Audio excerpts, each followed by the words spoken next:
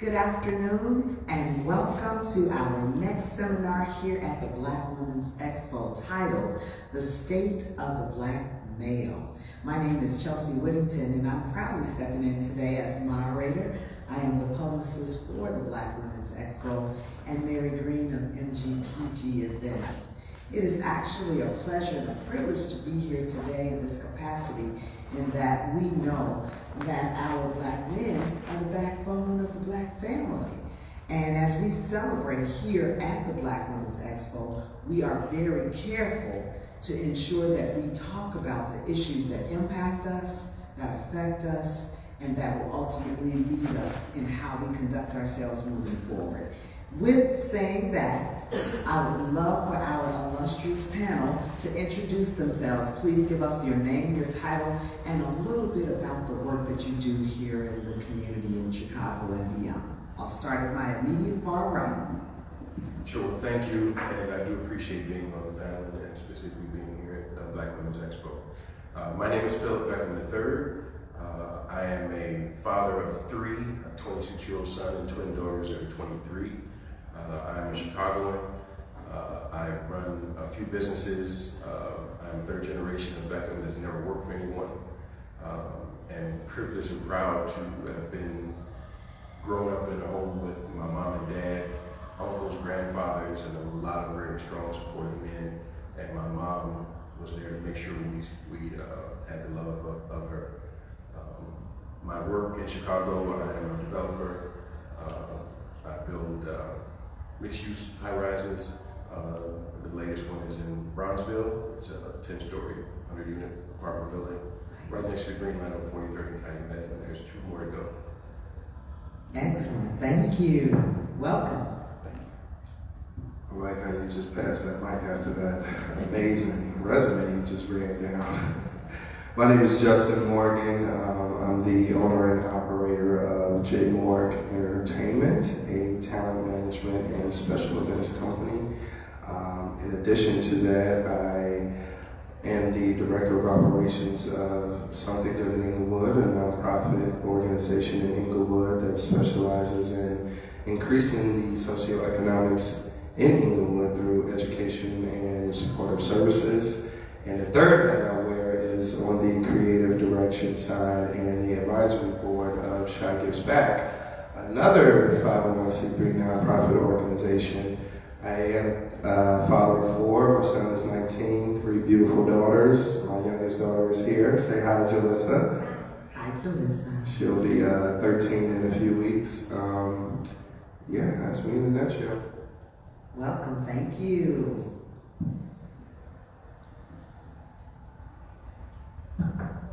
Good afternoon.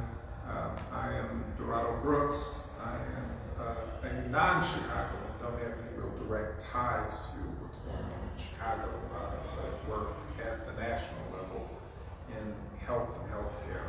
I trained as a physician and practiced general and internal medicine for about 15 years in Ohio, and subsequently went back to school and got a master's in public health and focused on minority health policy, and shifted gears at that point.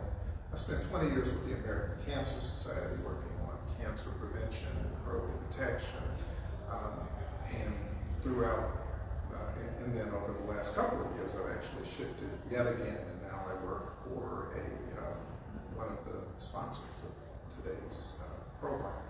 That is Exact Sciences Corporation.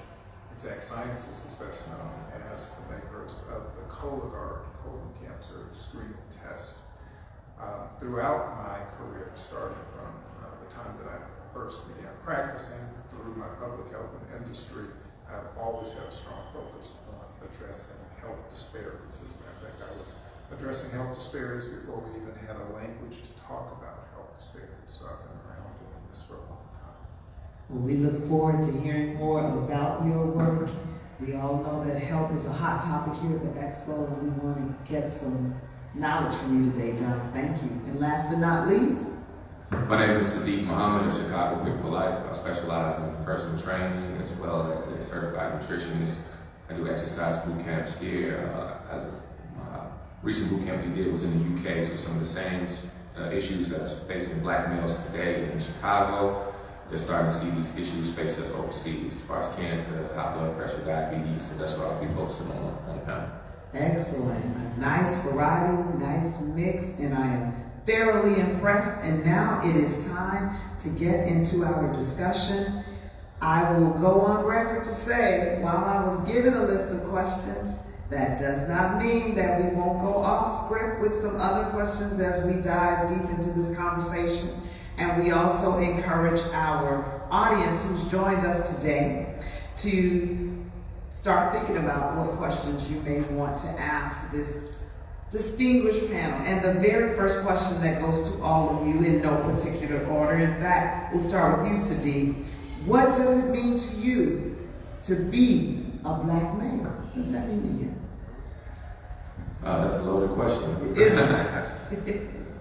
Well, to be a black male, I'm speaking from to be here in the U.S., I feel that it means something different if I was born somewhere else. Mm-hmm. So it means to represent every single black male. So you gotta hold your breath when you see a black male do something on television and you're in a room full of people that's not black, because you represent that person. But at the same time, we get to share in their success. You know, Barack Obama wins the presidency, we say we won the presidency. You know, so being a black male means that you exist with every black male in Atlanta, New York, Houston, you know, LA, all across the country. Is that we all are not because we want to be, it becomes a uniform that we wear. So as a black male, when black men start going to jail, then you hear black men go to jail. You know, you don't hear, you know, Tyrone went to jail, Steve went to jail. You represent all of those guys. So that's how I feel being a black male in this country is.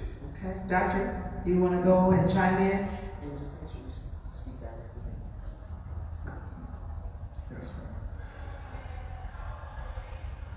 A little over 60 years ago, James Baldwin said, to be black in America is to be in a nearly constant state of rage. Unfortunately, 60 years down the line, that has barely changed.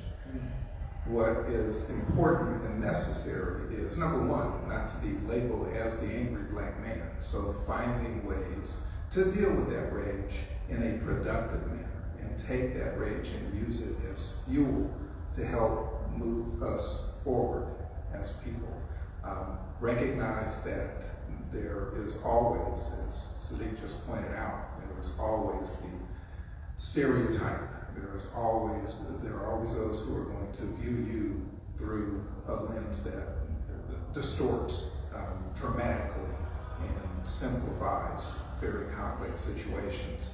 But knowing all of that, continuing to move forward and be a positive and productive member of society, of your family, and help move us forward.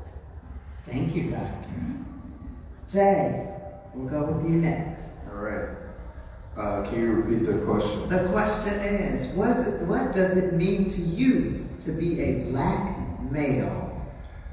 I'm so grateful you asked me that question. Where do I start? I'll keep it simple. I think that what it means to be a black man to me is to be a leader of the household, community, just society overall. I think we are the benchmark for greatness in the world. Everybody wants to copy the black man, you know, and you know, it's our responsibility to protect our black queens and to make sure that we set a great example for the future black kings in this world. So that's what it means to me. And I'd like to point out that our panelists, you know, we came together and we sent a list of demands that were not met. We asked for caviar, champagne, and lobster tails. And I would like to point out that the black man is the most deprived people in this country, okay? So That's on record. So no, on Facebook Live. Here. Okay. To me, it's duty and honor. I have a duty to black men and black people to, number one, raise my children, and they're not children anymore, they're adults. but to raise them to and give them an example to follow, to continue to continue to make sure that they are moving in a positive and honorable way. My son is my soul, and I raised him as I was raised, to be vicious, to be strong, and have duty and justice, because this world is not a nice world, it's a vicious world, and a young man has to be prepared for that this world. My daughters are my heart, and my job to them was to be able to give them an example of what a man is, and how a man treats other people, how a man treats their mother, and every other woman in their family. Men need to understand, well, I know that words are not what we use. Our people and children look at us as examples. They see more what we do than what we hear, what they hear. And it's my duty to make sure that they see an example that they can carry on. And I'm honored to be of the most powerful people on earth. Everyone, as a gentleman said, everyone follows us, no matter if they would admit it. We are the creators of everything on this earth, and it's an honor to continue that. Duty and honor. Thank you. And you can hold that mic because I'm going to keep it there with you as we go to our next question. And you talked about a key word. You raised your sons. And as we well know, in the days that we live today, there are many households where young men are being raised and the father is absent. And you always hear and read about that. And we wanted to change the narrative here to highlight men who are present, men who have and are raising their children. If you go upstairs to the exhibition hall, you will see hundreds and hundreds of men walking with their wives and their children and their families. So this is a great platform to dispel those myths about the Black family. Now, having said that, we know that there are roadblocks in place that have been designed to destroy the Black family or even prevent it from being fully created, which represents a challenge. And so this next question that will be set on the floor is talk about some of the challenges that Black men and Black fathers face in today's society. So I have to go by my perspective, my upbringing. Again, I was raised with my mom, my dad, my brother on my block. There were dads everywhere. I had my uncle. My dad deferred to my uncle for certain things. All three of my uncles. And they may not have ever spoken, but they knew they had a job as a collective. My grandfathers. Those were all men in my life. I was basically raised by men who were raised by men. So my mother was there, like I said, she's 87 now. My dad, I lost him 4 years ago. But my mom, to this day, when I go see her, she hugs me and doesn't say anything. She just hugs me. And that's the energy that I always got when I was 10, when I was 15, when I was 21. I'm 58 now. So what I can, back to your question, the challenge that I saw, and one of the few challenges that I saw my dad have to deal with in business. Sometimes he would take my brother and I with him, instead of going to school, we go to a bank meeting. And he would say, here's what's going to happen. I'm fully qualified to get everything we need. But the white guy in front of me is going to get everything he needs. He's not qualified at all.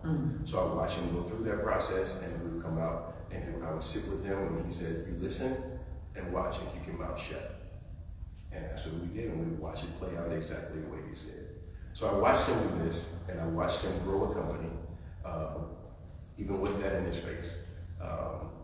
So those are things I took. My grandfather, my mom's side, I watched it. He had 200 acres in Mississippi that he grew food and he sold to white markets. And his challenge was, and it took him out, when white people found out that he was doing it, they burned his house down. And they had to move and they took his land. So the challenges that my family went through were racial, of course, and more financial. But I see a lot that goes on, and I see a lot of challenges that come up that are typical to me, and they're just another fire to put out. And because I've gone through and lived through and had the examples, a lot of the things that I see that some may say challenges, I just move around. The journey just takes a different path, but I still go in the same direction. And again, I have to go by how I was brought up to take on this. There's nothing I can't do. There's nothing, and my job in my journey is to make sure I bring along as many Black people along so they can ride along. I'm never one to win by myself. I need everybody to cross the line with me. So those challenges, I know they're there. I watch other people go through them, and my job is to help them understand that once you get past that one, there's more. So overcoming is always done. Everybody's trying to beat us down. Has it worked? Maybe a little bit, but we still keep going. Still standing. Thank you so much. Jay, I'm going to pose that same question and regarding the challenges. I added father, which the question says, what are the challenges that Black men face? But I wanted, as fathers here in this panel, if there's something additional that you can add to that challenge. And when we say challenge, that doesn't mean that we don't overcome it, as you said, but they exist, and what you painted the picture in the bank still happens. Still happens today. That's a loaded question, first of all. And I want to keep it simple, but some of the challenges that we experience as Black men, just as Black fathers, have been, all results of systemic racism and oppression, lack of access to quality resources, job opportunities, education, you name it.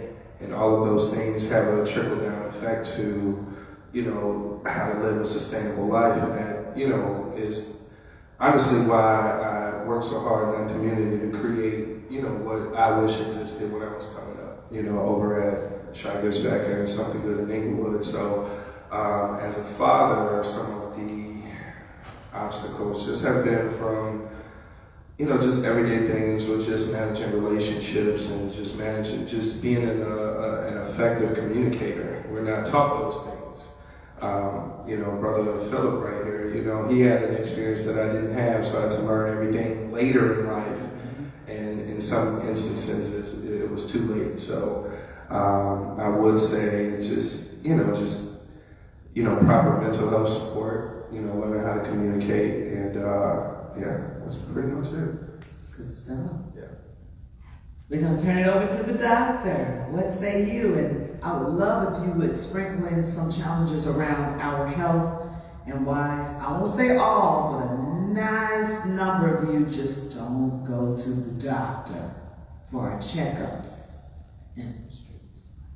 Sadly, that is true. It's something I dealt with through my nearly 40 years in practice, is trying to get Black men to take care of themselves is a huge challenge. So much of that is because so much time is spent worrying about taking care of others, and honestly, the same can be said of Black women.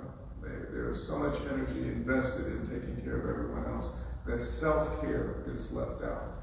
And that self-care is both physical health issues. I can't tell you how many men I have seen who come into my practice when they are severely ill. Now they've had a stroke, or they've got advanced stage diabetes, or they've got cancer in later stages because they ignored symptoms early on.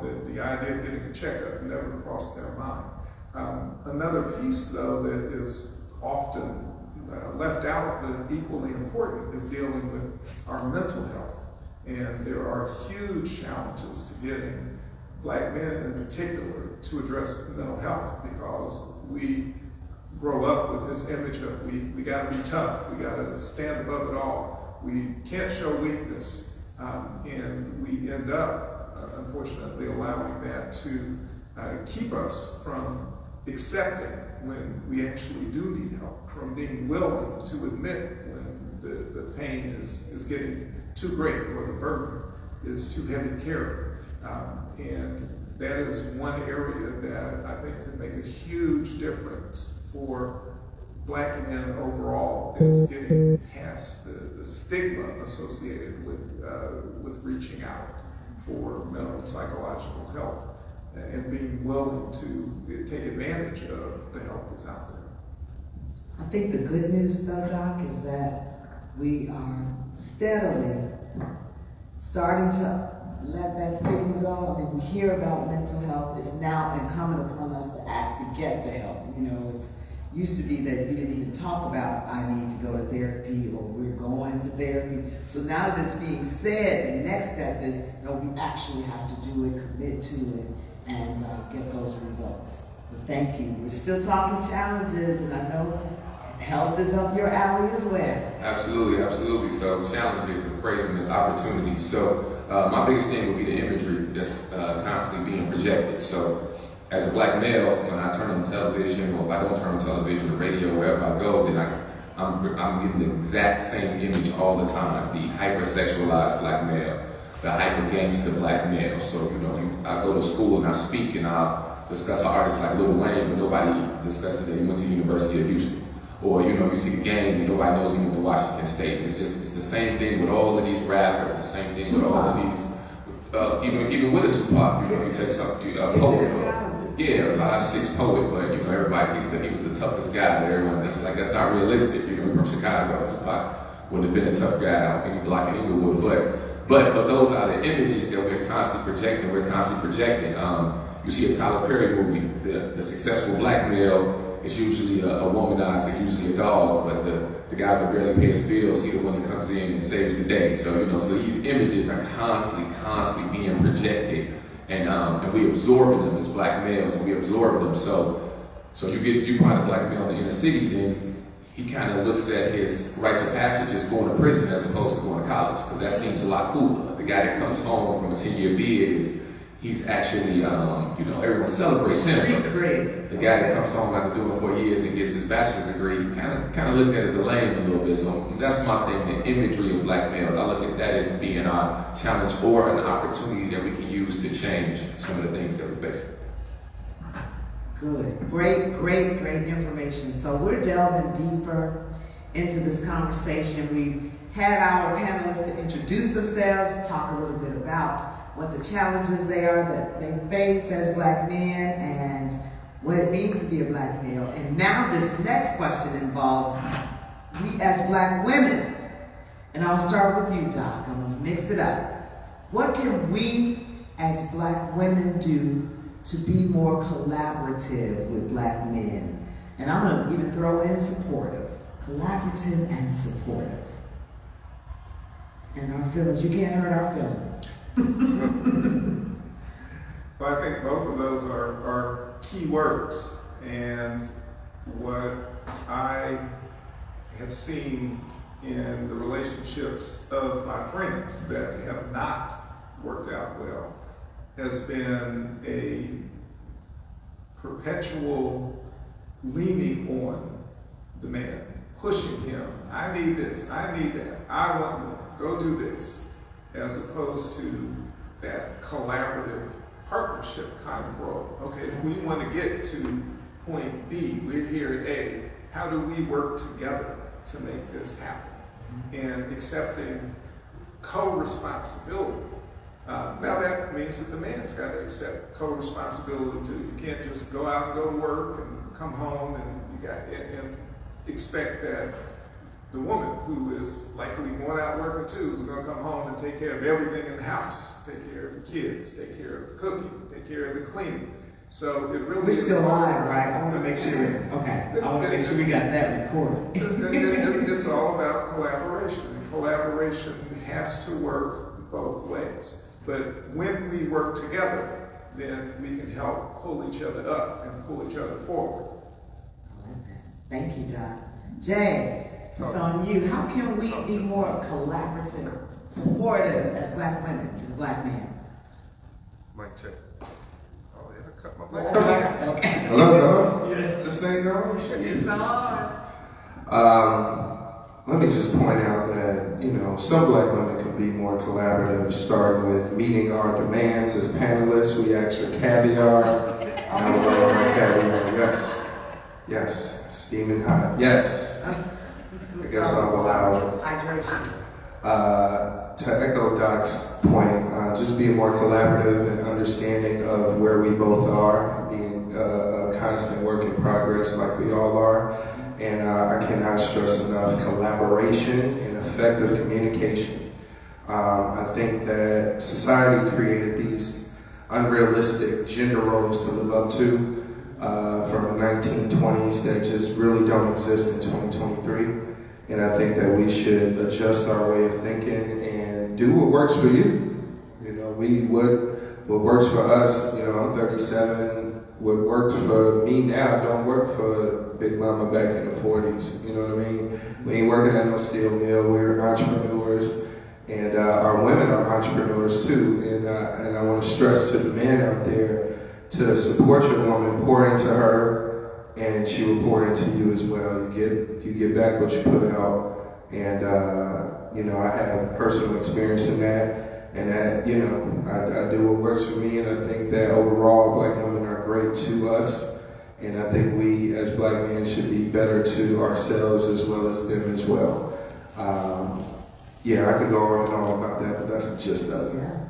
And when I say, as we continue to have this question answered, being collaborative, it doesn't necessarily refer to relationships, right? We're talking even in the workplace, sometimes when we're in environments where we are maybe competing in the same field, although we do want our equal pay for equal work. Let me just make that clear. But as far as being collaborative in other spaces, if there are opportunities there, feel free to weigh in on those as well. Mr. Beckham, what say you? So in business, I hire black women because I trust black women. I can trust black women. I have a small group of men that I trust, and we've always known each other. But black women are much more loyal and understand what their goals are and protective. Thank you. Thank you. Personally, and we can go with other relationships. The most powerful possession a woman has is her voice. That voice can either cut a man's soul where he'll never open up, or it can give him strength that he never knew he had. And the other part of that voice is your silence. A lot of times men will, and this is from personal experience, sometimes we just want to talk and we don't need a response because you can't. Women want to help but most women don't know what men go through outside. And it's not for you to understand. And we, as we don't know what you go through, what goes in your mind, the silence is unbelievably powerful. And I'll give you an example. I don't watch Oprah's, productions much, but Queen Sugar, I happen to watch one. And the young man who was on there, who was married to a young lady, he had a really horrible day. Could have gone to jail, got out, and he had a look when he walked in the door. And most men know this look. I just may not be able to do this anymore. And all men know that look and that feeling. He walked in, and she was directly on the other side of the house, sitting on the couch. And he walked in, never said a word, dropped his coat, walked to her, knelt down in front of her, and put his head in her lap. She rubbed his back and put her head on his back. She never said a word. She gave him more power than she could, any word she could ever use. And I think if more women were taught that by other women, that your silence is extremely powerful in feeding and energizing a man, you would have a lot stronger men and women. Wow, got me a little teared up there, Mr. Beckham. That's a great analogy of it, to just recap. Your silence and your voice both have power. And last but not least, Sadiq, what can we as women do to be more supportive and collaborative with the Black man? Exercise. So, exercise. So we can be honest. So what's taking place is, we talk about Center for Disease Control. 75% of Black women are overweight or obese, right? So, and still, even with working all day, still controlling most of the cooking, still controlling most of the shopping, everything that's taking place. So you have a Black woman inside that household, and she's 300 pounds. That brother isn't eating vegetables every single day. He isn't the most healthiest person either. Now this is where it goes left. You're still going to be alive. He's going to suffer from a stroke before you. He's going to suffer from a heart attack before you. And a lot of Black women are being widows way too early when they can dictate exactly what their brother's going to do. If you want to eat healthy, he don't got no choice but to eat healthy. If you want to exercise, he don't got no choice but to exercise.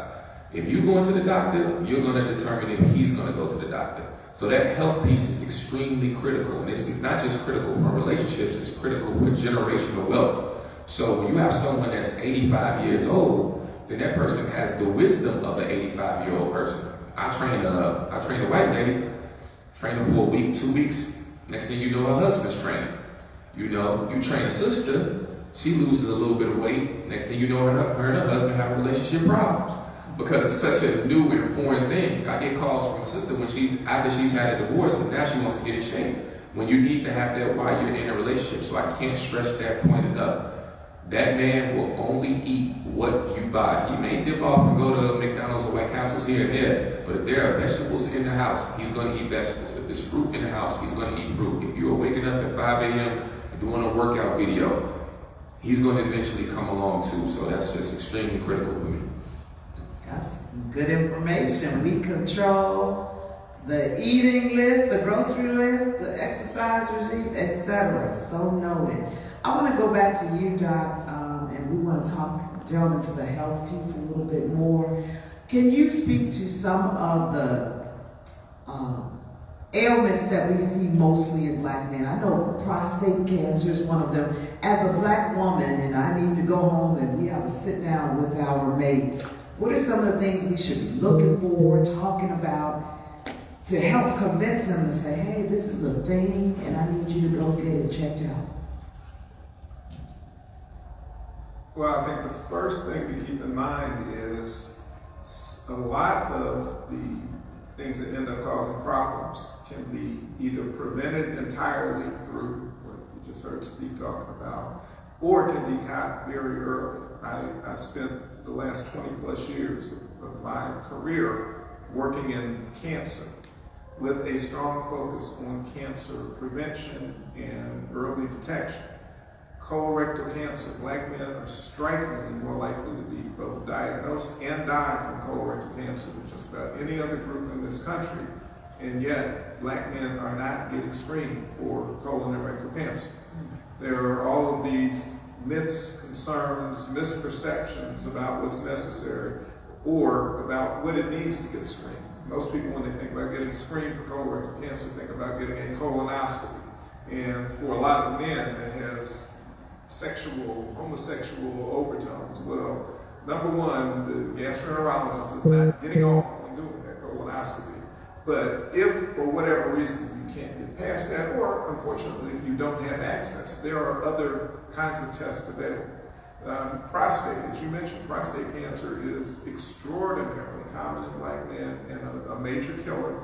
Prostate cancer, if found early, can be treated very effectively. Yet, because the digital rectal exam is sometimes part of the prostate cancer screening process, men just avoid it. Men in general avoid going to the doctor. They just don't want to do it unless they're having an issue or a problem.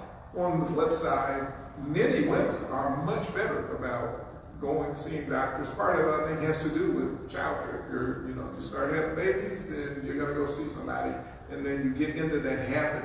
So, dragging your men into the habit of seeing their healthcare provider, not when they're sick, but during a time when they're well, and doing those preventive things, getting your blood pressure checked on a regular basis, having your sugar checked, all those very simple sorts of things that over time can prevent you from ever having to deal with health problems. Thank you, Doctor. And I will just say that we have a variety of healthcare providers right here at the Black Women's Expo. So if you're watching, those of you in the room, you can go get your blood pressure checked and those things and meet some of those healthcare professionals to make appointments. All right, I'm switching lanes and I'm going to go over here to you, Jay. And again, we're off script now. I'm not going to ask the last question. It's so similar to the third question. Let's talk about, I talked about equal pay for equal work. There are some environments where the woman just so happens to be the breadwinner, and that sometimes taps at the ego of a black man. Can you talk to me about, if something like that you know of, or if you have experienced, some of the ways that we still make it an equal playing field? So say the woman does make more. You come in the house and say, well, because I'm paying, you have to do this. And I know that's not the way it should go, but we'd love to hear from a black man as far as in those types of circumstances, how we meet somewhere in the middle when it comes to money. Fun question. That is a fun question. If my woman makes more than me, she better lower her voice in my house. Okay? So now, no, I'm kidding. But I think it's a respect thing, regardless of who makes what. I think it's a respect thing. I think we as men, we love to feel like we're in control, taking charge, and all of those things. And a lot of women like for their men to lead and take charge and all of those things. And I think when money is involved, it makes things kind of funny. And I think that it has to be a conversation between the two of you, and you really have to know how your woman feels about making money, because there are a lot of women, I've dated women who were up and down, and they definitely acted a different way. I was dating a young lady who was a pharmacist. She was making like 6 figures, and she enjoyed, the finer things in life, and she liked certain things that I couldn't afford in my 20s. So, when we would go to a restaurant, she'd be like, could we go to, Mastro's or something like that? I couldn't afford it. So, I let her know, hey, just so you know, my tax bracket ain't there right now, but if you want to go, just know it's on you. And, that was before we actually made it to the actual restaurant, you know what I mean? So, in the household, if you live together and all of those things, fellas, if you got a woman that makes a lot more money than you, be a stay-at-home dad, okay? Be a stay-at-home husband. I wholeheartedly support that, yes.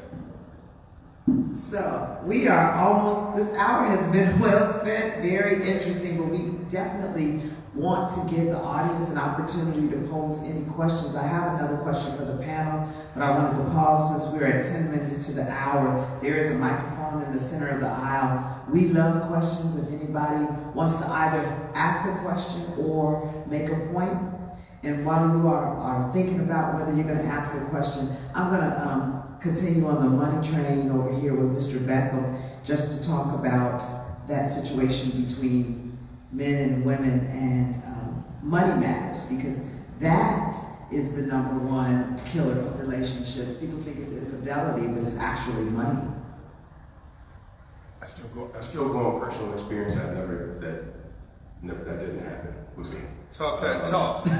First of all, before I was married, and even after after I got divorced, I never asked, nor did I care about how much money you made, where you went to school. That never was a part of the conversation, because I don't take you out because of what you do or how much you make. I determine where we're going on the date. I tell you what time, if you need a car, if I'm picking you up. My money, your money is your money, mine's mine. That never wasn't.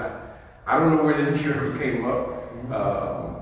I guess because women are doing more and making more money. But again, I wouldn't know unless you told me, because I don't really care.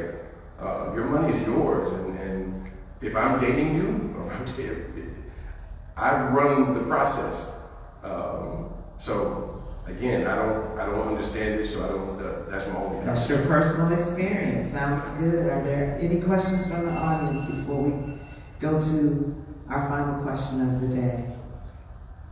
All right, come on down, sis. How do we begin to restore the moral compass of Black America? And you as Black men being, I know we don't like to talk about traditional roles and things like that, but you guys are our leaders, you are the head. And so how do we begin to, bring that back? I'll start if it's okay.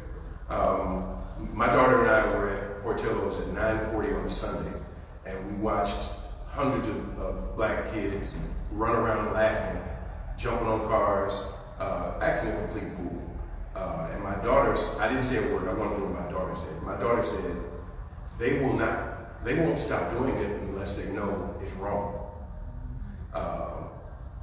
So I go by personal experience. There's no way I would attempt to even think about something like that because I was more afraid of my dad than anybody else. And then my uncles. If I did get in trouble, I would not want the police to just keep me in jail until my time is up. Don't tell my dad.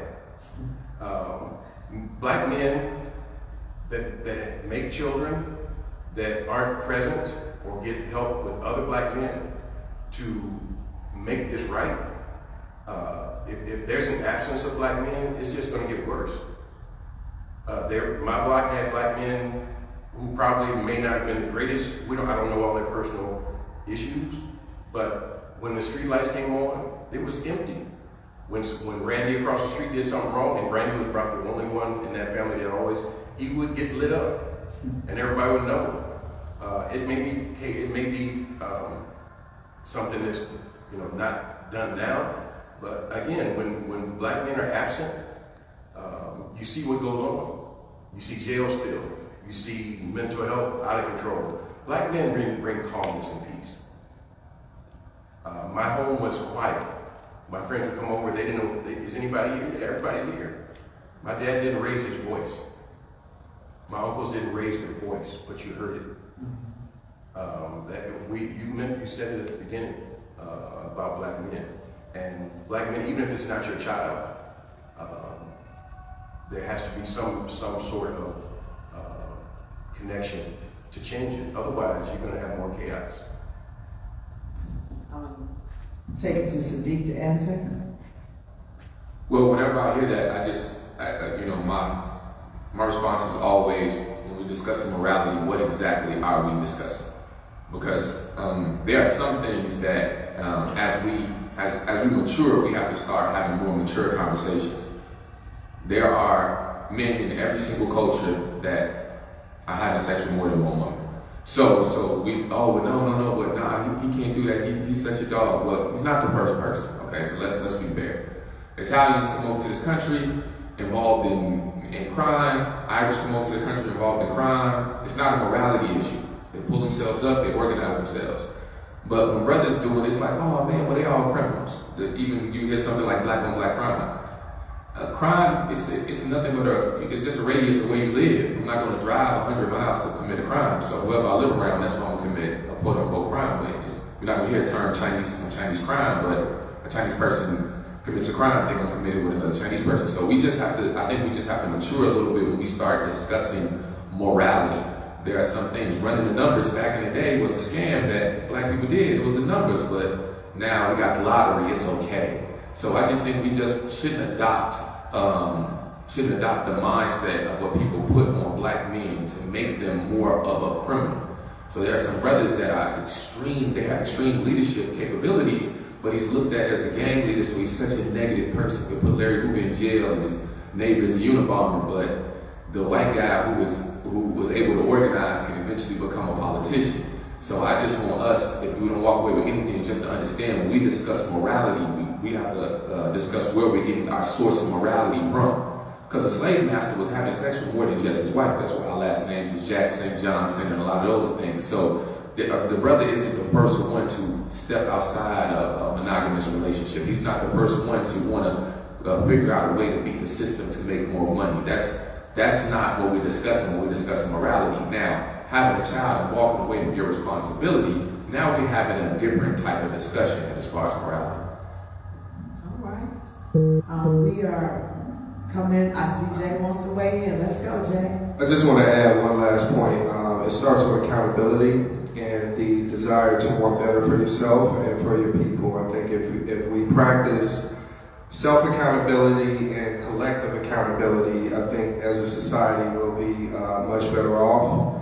Like Brother Beckham said, back in the day, if we saw someone else's child doing wrong, we kind of get them in line ourselves, whether we're the parents or not. I think there needs to be a different version of that, in public. And then I think, just society overall, just with the lack of self-love and just collective love, we just all need to love ourselves and each other more.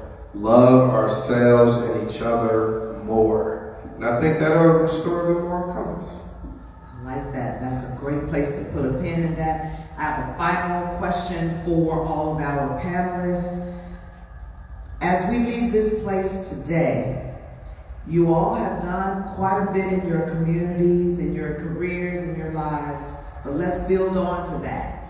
Mr. Beckham, leaving this place today and going forward, what is one thing that you can commit to doing that will improve the status of the Black male in your corner of the world? Like you say, you speak from personally. This is it. Close this $50 million deal tomorrow so I can bring on at least 30 more Black people. And we are claiming that for you, and we will be in touch to hear your good news. I just had it done. You just got it done? I work well. We'll definitely be networking with him there after being here in Almighty said, close this $50 million deal. I'd like to be one of those 30 people that you know. Okay. And I just want to say this, I brought up my dad being turned down in the bank many times. This is my FU to those bankers that turned my dad down. Yes.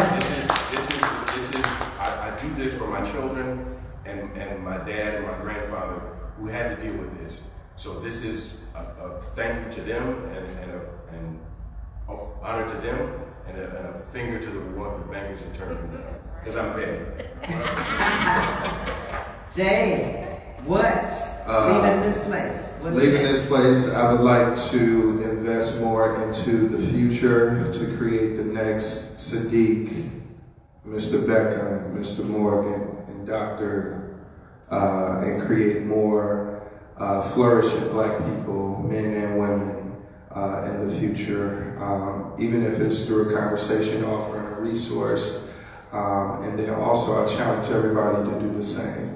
Find a young person, invest in them. Give them what you wish existed. I'm telling you, it's going to go a long way. Mentorship. Love it. Doctor, leaving this place, as much as you have done, what's that next step that you committed to? Well, again, it's all about mentorship. It's about finding those in the next generation who may not be entirely clear what direction they want to go in, and kind of waving them this way. Come on, come down this path. You don't have to follow the same path I did, but there's a whole lot of opportunity over here in this space, and whatever I can do to help you move forward in that space, I'm willing to do. I'll take the time and the energy and the financial investment. Thank you so much. And I'm last but young. not least, Invest in me, I'm young. you are Sadiq. I'll just close, just not to go too spiritual, but just close with a scripture for everyone. In the book of Matthew, I believe it's chapter 12, verse 6, it says that the gates to heaven are narrow gates. So if we want to get in, I just want to eat a little bit less food so we all can fit when we get up there. So that would be what I want everybody to walk away with. Just push away, man. That's one of our biggest issues in our community. Yeah. We spend a lot of money on food, and we spend a lot of money on healthcare, we spend a lot of money going to the doctor. So let's just eat a little bit less. I got a question for Sadiq. Go ahead. First of all, thank you guys, you and Doctor, for just the amazing things. How many times a year, to stay healthy, can I have a 6-piece from Harold's? Once a year. Because I can't give up that yard bird. Well, we have one more question. Come on down. We love questions. Hi, my name is Stacy Clark, and this is for you, Sadiq. Okay, since 2021, I've had a lot of health issues and so forth, and most recently, February, March, I was in the hospital for literally for 3 weeks, fighting for my life. So, praise God, I'm here. One of the things, since I've been out, and you talk about the eating, don't eat less, eat less. I'm 54, I eat less. But it's called the Food and Drug Administration for a reason. Okay? They go hand in hand, and they should not be hand in hand. Because the food we eat are leading us to the drugs that we have to take, and the ailments that we have to take. So one of the things, and I've been, some days, cutting my calories and doing different things like that, I'm still gaining weight. My husband, he's fit. He's home, So what I'm wondering, and I know this is probably a loaded question, but foods, what types of foods do you recommend? I mean, I know fruits and vegetables, but I think I'm digging deeper than... No, I got you. Okay. Yeah, I follow. Now, do you and your husband eat together? He eats what I cook. Okay. So, do you guys go out to eat? You guys? Yes, sometimes, not as much anymore. Okay, so I'm just going to just throw this out there. So if her and her husband go to a restaurant and they order the same thing, they will bring them the exact same thing. Is that a correct assessment? So what happens is that every time we go out to eat, the food portions are designed for men. Absolutely. So I want everyone to know that when you go out to a restaurant, any restaurant, when you order a portion, it is a man-sized portion. That's the number one. Another thing, let's hypothetically say that she is eating all of the right foods.